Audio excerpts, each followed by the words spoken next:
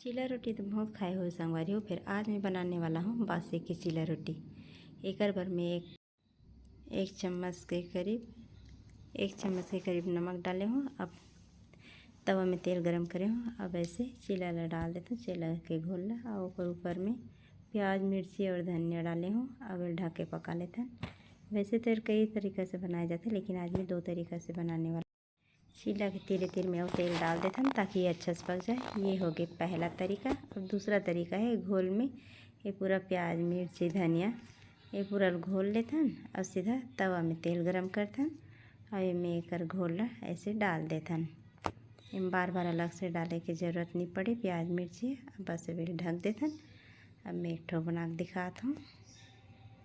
मस्त लोहा के तवा में बासी का चीला बनाओ चाहे आटा का चीला बनाओ वो टूटे नहीं, मस्त लहुटते हैं। अब इनमें लहुटा के भी दिखा देते संगवारी हो। एक भी चीला नहीं टूटे हैं, मस्त बने हैं गोल गोल। ये देखो मस्त कुरकुरा से कावत है। आप मन बासी के चीला बना के ज़रूर देखो और मुझे ज़रूर कमेंट करके